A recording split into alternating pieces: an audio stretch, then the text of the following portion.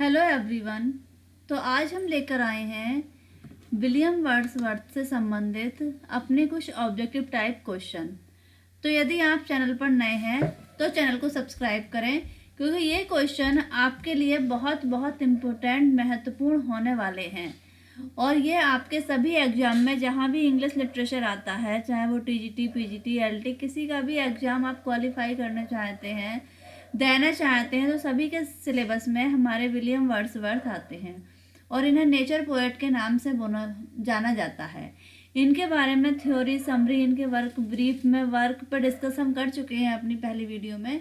यदि आपने वो नहीं देखी हैं तो आप प्लेलिस्ट में चेक करें, चैनल पर जाएं और वहाँ आपको सब कुछ सारे वीडियो मिल जाएंगे। तो बिना टाइम खराब करे चलिए शुरू करते हैं हम आज का क्वेश्चन। पहला क्वेश्चन है हमारा,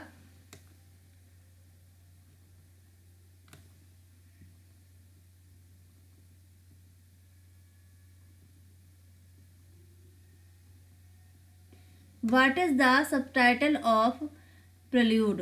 What is the subtitle of prelude? तो इसके आंसर है, मतलब प्रोल्यूड का दूसरा टाइटल, पूरा टाइटल क्या था? तो ए ऑप्शन है growth of poet's brain, the growth of poet's intellect. C option है the growth of poet's mind.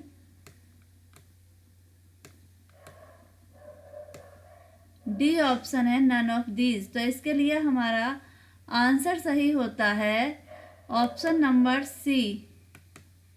C option हमारा इसका सही होता है ग्रोथ ऑफ पोएट्स माइंड। फिर दूसरा क्वेश्चन आता है हमारा,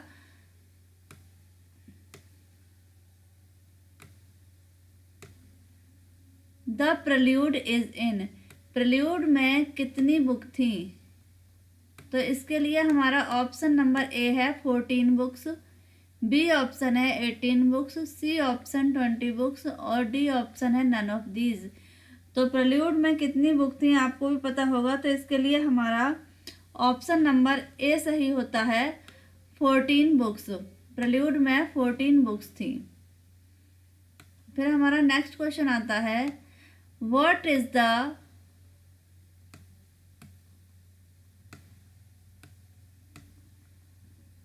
What is the complete title of the poem Immortally Odd? Immortally Odd का पूरा कंप्लीट टाइटल क्या है? Immortally Odd का पूरा टाइटल क्या है? तो यह ऑड है और इसका पूरा टाइटल देखते हैं हम ऑप्शन से। तो हमारा ऑप्शन ए है ode intimations of immortality from recollection of early childhood 1803 to 1806। B option होता है ऑड एंड इंटीमेशन 1803 से 06 तक। सी ऑप्शन आता है ode to intimation from recollection of youth 1806 से। तो इसके लिए हमारा आंसर होता है, अभी हम ऑप्शन नंबर डी और चेक करते हैं। तो ऑप्शन नंबर डी आता है नन ऑफ दीज। तो इसका हमारा आंसर होता है option number A ode intimation of immortality recollection of early childhood 1803 से 06 तक का। फिर हमारा नेक्स्ट क्वेश्चन आता है,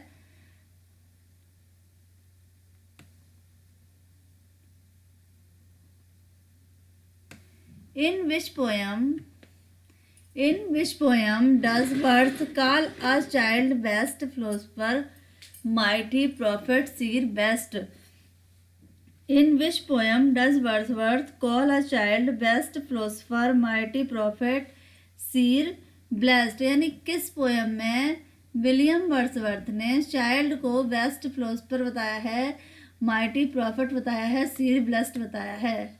कौन सी पोएम में बताया है? तो इसके लिए हमारा ऑप्शन नंबर ए आता है ode to divinity, B intimation of immortality, C prelude, D none of these. तो इसके लिए हमारा ऑप्शन होता है बी सही, इंटीमेशन ऑफ इमोर्टेलिटी। इसमें विलियम वर्ड्सवर्थ ने एक चाइल्ड को बताया है माइटी प्रॉफिट और सीर ब्लेस्ड। फिर हमारा अगला क्वेश्चन आता है next, the complete title of the poem Tintern Abbey is composed a few miles above Tintern away on revisiting the tour. Why during a tour July 1798? Wordsworth revisited the place 1798. When did he visit Tintern Abbey first? यानी एक जो poem लिखी है William Wordsworth ने Tintern एवे, तो वहाँ 2 बार गए थे विलियम वर्ड्सवर्थ। तो पहली बार गए थे और दूसरी बार गए थे 1798 में, जब उन्होंने पोएम लिखी थी। अब यहाँ पर ये पूछ रहा है कि वो पहली बार कब गए थे। तो ए ऑप्शन है 1793, B 1795, C 1794, D none of these. तो इसके लिए हमारा ऑप्शन नंबर ए सही होता है। 1793 में विलियम वर्ड्सवर्थ टिंटन एवे गए थे पहली बार। दूसरी बार गए थे वो 1798 में, जब उन्होंने ये पोएम लिखी थी। फिर नेक्स्ट क्वेश्चन आता है हमारा,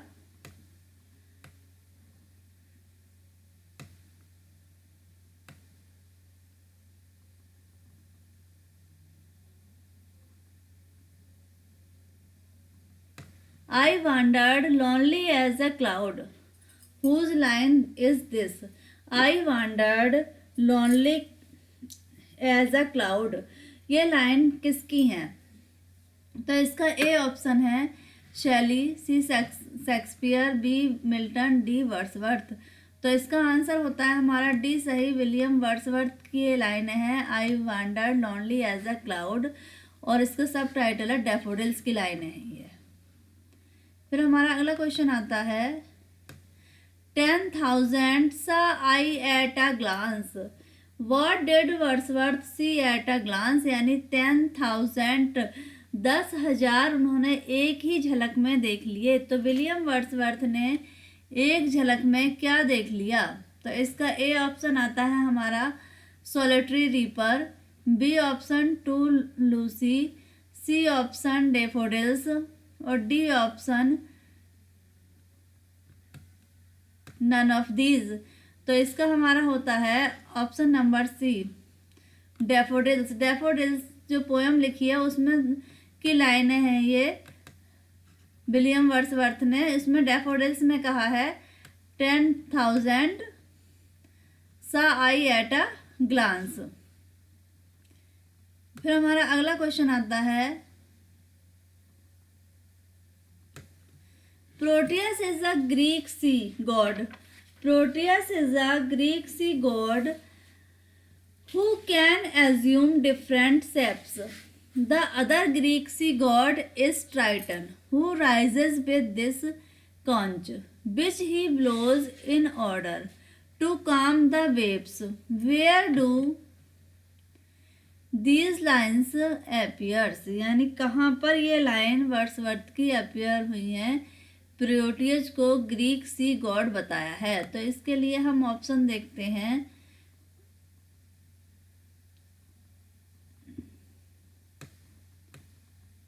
ए ऑप्शन है हमारा the word is too much with us, B daffodils, C solitary reaper, D none of these. तो इसके लिए हमारा ऑप्शन नंबर ए सही होता है।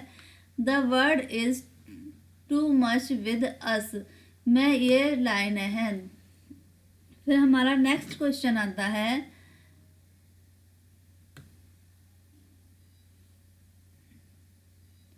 The sea that bears her bosom the moon, this line is in. ये line किस में है?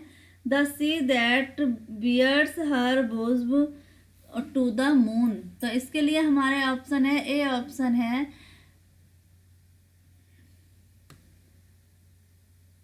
a word is too much with us, B option है डेफोडिल्स, सी ऑप्शन है सोलिटरी रीपर और डी ऑप्शन है नन ऑफ दीज। तो ये है इसका आंसर है A option number A the word is too much with us की लाइन है ये। The sea is that bears her bosom the to the moon.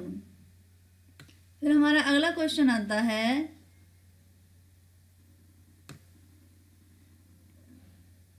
This the line that Shakespeare spake, the faith and morals hold, which Milton held appear in.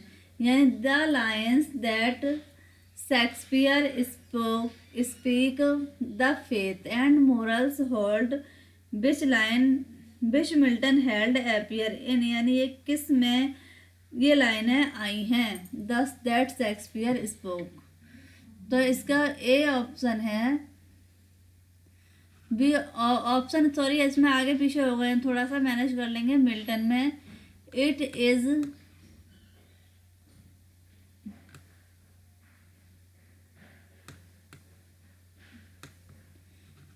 To Milton में it is not to be tough thought of that flood sonnet में Tintern abbey में none of these. तो ये लाइनें आई हैं it is not to be दो of that flood sonnet में। लाइनें हैं विलियम वर्ड्सवर्थ की। किसके लिए? मिल्टन के लिए, शेक्सपियर के लिए। इन्होंने बोला है the Shakespeare spake the faith moral hold which Milton held. कहाँ लाइन अपेयर हुई है ये? It is not to be दो ऑफ दैट फ्लड सोनेट है विलियम वर्ड्सवर्थ की, उसमें ये लाइनें आई हैं। The name of the cottage of Michael is. Michael एक नरेटिव पोएम है विलियम वर्ड्सवर्थ की। तो उसमें जो माइकल है उसकी जो झोंपड़ी है उसका नाम क्या है माइकल की? तो इसका ऑप्शन ए है the light star, B option the morning star, C option the evening star और डी ऑप्शन है नन ऑफ दीज। तो ये इसका सही ऑप्शन है हमारा answer number C, the evening stars. Cottage का नाम है माइकल की, द इवनिंग स्टार्स। फिर हमारा अगला क्वेश्चन आता है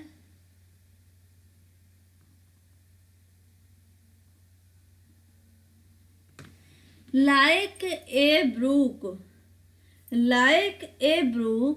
that did what cross a lonely road and knew seen heard and felt and caught at every turn, companion never lost though a many of league maintained for me a seven intercourse with my true self. These lines are from the Prelude Book 10th. Here he tells about the influence of, यानी ये लाइनें prelude की हैं। तो इसमें ये किसके बारे में बोल रहे हैं? विलियम वर्ड्सवर्थ बुक 10 में प्रेल्यूड की। किससे प्रभावित हैं ये लाइनें यहाँ पर? तो A option his mother, B wife, C sister his sister. तो मोस्टली जो प्रभाव दिखता है विलियम वर्ड्सवर्थ का उनकी सिस्टर डोरोथी का प्रभाव दिखता है। तो यहाँ पर भी हमारा ऑप्शन नंबर सी सही होता है, हिज सिस्टर, क्योंकि वो हमेशा साथ रही थी और टिंटन एवे तो उन्हें जो संबोधित की थी। फिर हमारा अगला क्वेश्चन आता है the moon doth with delight. The moon doth with delight look round her when the heavens are bare, where do these lines appear? ये line the moon doth with delight, the moon doth with delight look round her when the heavens are bare। तो ये line किस work की हैं? William Wordsworth के। तो इसका option है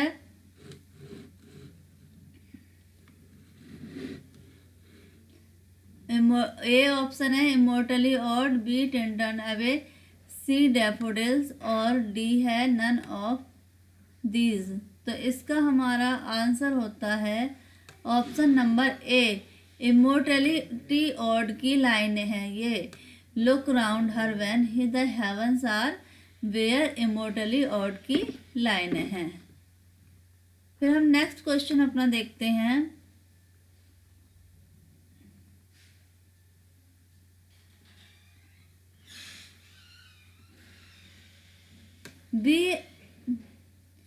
we are pressed by heavy laws, we are pressed by heavy laws, where does this line appear, ये लाइन कहाँ आई है विलियम वर्ड्सवर्थ की। तो इसके ऑप्शन नंबर ए है द फाउंटेन, बी ऑप्शन है the solitary reaper, C option है टू मिल्टन और डी ऑप्शन है नन ऑफ दीज। तो इसका हमारा है आंसर नंबर ए सही। द फाउंटेन की लाइन है, ये विलियम वर्ड्सवर्थ का वर्क है। द फाउंटेन उसकी लाइन है, ये we are pressed by heavy laws. फिर हमारा 35 क्वेश्चन आता है the first line of prelude is. 35 question आता है the first line of prelude is, यानी प्रल्यूड की पहली लाइन कौन सी है। तो इसका ऑप्शन ए है O there is blessing in this gentle way, I wander lonely as a glide, my heart ache. तो आप देखते हैं कि ये I wander lonely as a cloud daffodil की लाइन है और माई हार्ट एक अलग पोएम है। तो इसका है ऑप्शन नंबर ए सही। O there is blessing in this gentle breeze, ये ब्री रह गया, ब्रीज होगा यहाँ पर। ये प्रल्यूड की फर्स्ट लाइन है, O there is blessing in this gentle breeze. Mostly हमें वो लाइनें वर्क याद करने होते हैं, ये तो फर्स्ट और लास्ट, और जो मोस्टली कई एग्जामों में कहीं ना कहीं पूछी जा रही हैं वही लाइनें रिपीट होती हैं अक्सर एग्जाम में। क्वेश्चन नंबर 36 आता है हमारा it was an act of stealth, it was an act of stealth and troubled pleaser, this is about an episode in Prelude which episode, यानी ये प्रल्यूड के एपिसोड में के बारे में है। तो ये किस एपिसोड के में ये लाइनें दी गई हैं। It was an act of stealth. तो इसका ऑप्शन ए है बोटिंग एपिसोड, बी है river episode, C ring episode, D none of these. तो इसका हमारा ऑप्शन नंबर ए सही होता है, बोटिंग एपिसोड की ये लाइनें हैं। फिर हमारा अगला क्वेश्चन आता है dust we as we are the immortal spirit grows, dust as we are the immortal spirit grows like harmony in music, these lines appear in, ये लाइनें कहाँ आई हैं। Dust we are, the immortal spirit grows like harmony in music, these lines appear in। तो इसके option है A option है immortality ode, B option है prelude, C option prelude second और नन ऑफ दीज। तो इसका ऑप्शन है B prelude first में, फर्स्ट टाइप होने से रह गया। प्रल्यूड की फर्स्ट बुक की लाइन है ये, dust be as we are immortal spirit grows. फिर हमारा अगला वर्क आता है, अगला क्वेश्चन आता है praise to the end, praise to the end thanks to the means which nature design to employ, these lines are from. ये line कहाँ से ली गई हैं, किस बुक से ली गई हैं प्रल्यूड की। प्रल्यूड में मोस्टली 14 लाइन्स हैं। तो प्रेज टू द एंड, तो ये ऑप्शन ए है इसका prelude first, B option prelude second, prelude third, D option none of these. तो इसका हमारा ऑप्शन नंबर ए सही होता है, प्रल्यूड फर्स्ट की लाइन है ये, praise to the end thanks to the means. फिर हमारा अगला क्वेश्चन आता है 39 6 years darling of a pygmy size, 6 years darling of a pygmy size to whom is Wordsworth referring. ये जो लाइन है ये किसको रेफर की है, वर्ड्सवर्थ ने किसके लिए कही है, 6 years darling of a pygmy size. तो ए ऑप्शन है इसका Wordsworth sister, Dorothy's daughter, Coleridge child, none of these. तो इसके लिए हमारा ऑप्शन नंबर सी सही होता है, कॉलरिज चाइल्ड। कॉलरिज के चाइल्ड एस्ट्री कॉलरिज जो उनके फ्रेंड थे उनके बच्चे के लिए लाइन बोली है विलियम वर्ड्सवर्थ ने। ऑप्शन नंबर सी सही होता है। फिर अगला क्वेश्चन आता है हमारा 40 question. The still sad music of humanity, this line है from still sad music of humanity, ये किस वर्क की लाइन है? तो इसका ऑप्शन है टिंटन एबे, बी ऑप्शन प्रेल्यूड, सी इमोर्टली ऑड और डी नन ऑफ दीज। तो इसका होता है हमारा ऑप्शन नंबर ए सही, टिंटन एबे। टिंटन एबे की ये लाइन है। तो फ्रेंड, हमने ये कुछ 20 क्वेश्चन देखे और ये विलियम वर्ड्सवर्थ के वर्क के सीरीज में दूसरी वीडियो थी। तो ऐसी वीडियो के लिए और इसी तरह एग्जाम की तैयारी करने के लिए आप चैनल पर बने रहें। चैनल को कृपया सब्सक्राइब करें, शेयर करें और ज़्यादा से ज़्यादा लोगों को शेयर करें और कमेंट में बताएं कि आपको वीडियो कैसी लगी। साथ ही साथ आपके 20 में से 20/20 कितने क्वेश्चन सही गए हैं, इस तरह से आपको अपनी तैयारी का पता लगेगा। तो मिलते हैं नेक्स्ट वीडियो में अगले कुछ क्वेश्चन के साथ विलियम वर्ड्सवर्थ के लेकर। बने रहें चैनल पर। धन्यवाद।